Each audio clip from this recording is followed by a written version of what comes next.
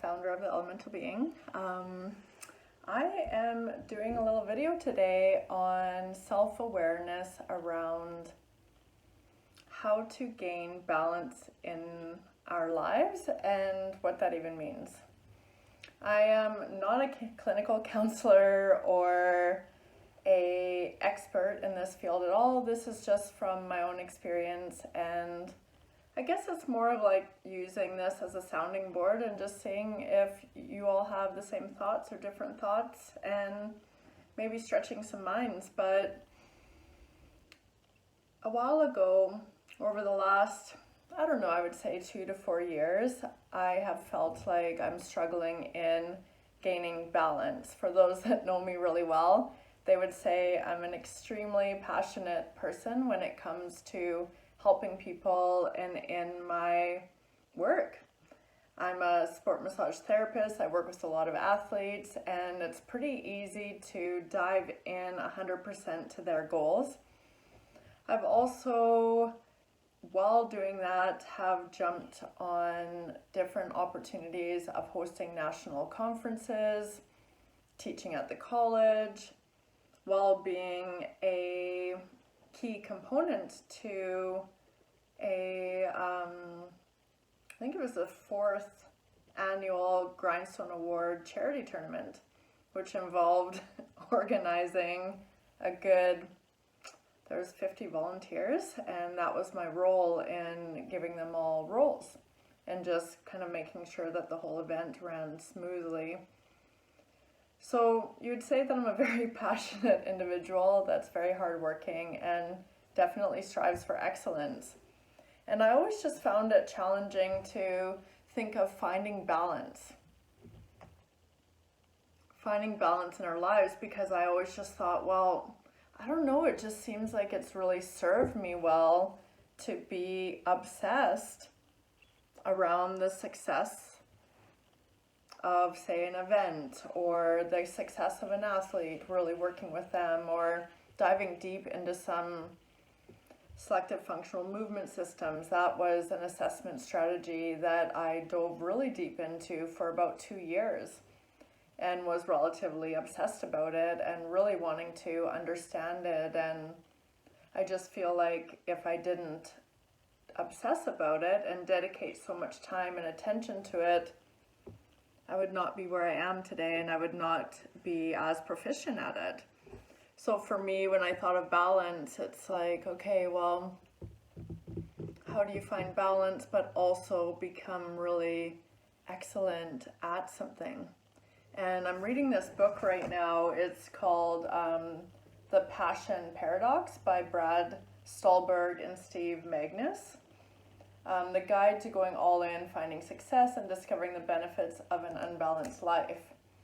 So I got this a little while ago, and for myself, in the fact that I know that I'm diving deep into the elemental being, and I'm a little scared, I'm not going to lie to you, that I can be as good at this and as dedicated to it, but still continue to do all the other things that I have been doing for my own self-growth and for my own practice.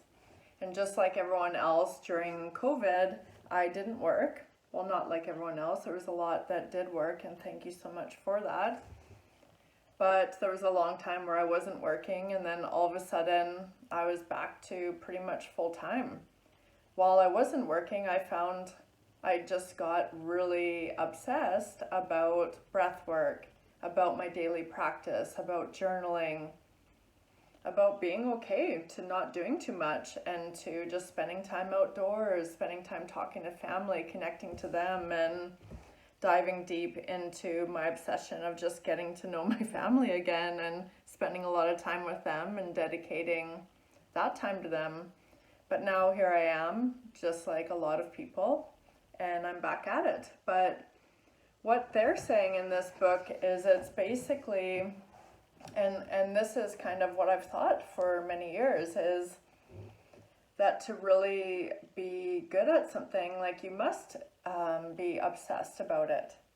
But what they're saying is to gain an awareness around it when it's becoming a little too much, and what you're giving up in order to become excellent at this one thing. And if there's a timeline around it, if you know that it's going to take about a year to really become proficient at a skill, or yeah, you'll know when you've kind of gone to a point where you feel like you've gained that excellence in it. But this is one, I just wanted to read a couple highlights on this one chapter here, the illusion of balance. And this is a quote from Stephen King, and it says, "For me, not working is the real work." So within this, what they're saying is balance is really, a lot of the time, being obsessed about something, being obsessed about becoming proficient at something. Whether it's being a good mom, or being an amazing athlete, or doing what your coach wants you to do on the ice, and you're really diving deep into watching video and really envisioning and visualizing yourself doing that. So diving deep into that, but knowing that rest is an integral part of work. Going all in on something doesn't mean that you shouldn't rest, and remembering that stress and rest equals growth. So building in those regular periods of rest and recovery on whatever you do. So when you're going all in, don't forget to also have those moments of sleeping, of resting, of fitting in that self-care. So knowing that that is what is needed. But the biggest thing is around self-awareness, of knowing, like balance is really knowing, what they're saying is knowing what you're giving up to become excellent at something. And going through the process of, am I okay with that right now? Is there a timeline attached to this? Or is this me going into this deep dive with no awareness of it, and I'm just slowly sinking further, and it's hard to come back up for air. Yeah, it's taking the time to rest and recover so that you don't burn out. And it's just saying the lack of balance may be excessive, but it can be okay because it's time bound. So if it's time bound around a specific event, for me, when I'm working on the road with Hockey Canada, or I'm working with Cirque du Soleil, those different kind of sports, you want to be all in. It's all about that. You talk to your family, you let everyone know what your goals are, and that you are 100% into this. And you ask for what you need in order to be your best within that role. But you know when you come back, you're going to take a week off and you're going to give your family the time they need. But it's saying for some people, when you zoom in on any given day, week, month, or maybe even year, they don't appear to be balanced. But when you zoom out and look across the totality of their lives, they're actually quite balanced and whole. This is the kind of balance to strive for. So I'm not going to read this entire book, although it is really good. But it is, I feel like that's kind of what I have done throughout the years. And I've slipped off, and sometimes I've gone a little too deep in the deep end.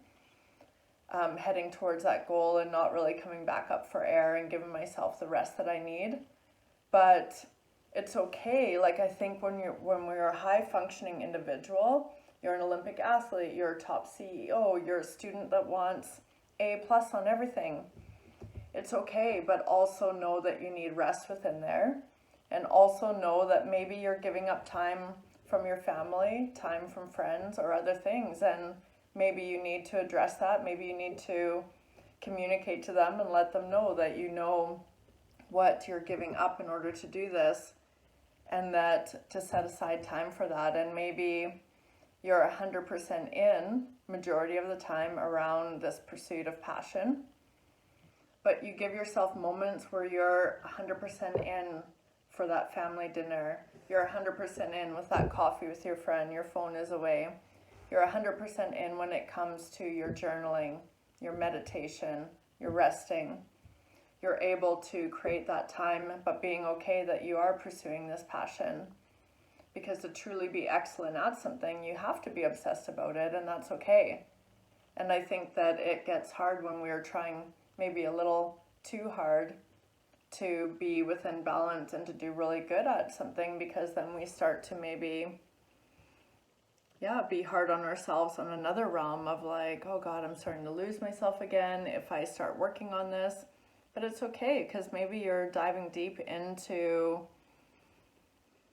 that one thing. If it's an injury, if it's with a lot of patients and different people, we all have these little injuries, and I'll tell my athletes or my patients where I kind of give them permission to be obsessed in order to gain change. Say, for instance, if I've gone through all my assessments, someone has knee pain, and through my assessment, in the end, I see that they need ankle mobility. So they're missing dorsiflexion at the ankle, and this is what's truly affecting them. I give them permission and I encourage them that their new obsession is to gain this mobility at their ankle. And I give them, I want you to focus on this for the next 2 weeks before you see me. I give them a measurement strategy so that they know if what they're doing is helping. I give them what they're about to do. I give them the rules on when it's too much. If they all of a sudden have more pain or discomfort or any concerns, they always call me. But their job is when they leave to be obsessed about that. So I think in order to gain change sometimes and gain a clear direction in your trajectory, a change in direction in your trajectory, I think it's very important that we obsess for a while. But again, it's knowing that we're giving up other things, but it's okay because it's not forever. But anyways, that is what I wanted to share on balance and on the whole mastery of trying to gain balance and what it even means. And curious what your thoughts are around that, and if you have experienced anything like that. And if you agree or if you disagree, or I don't know if you think that this is applicable in any way, please comment. Please like if you related to this material at all, and thank you for listening.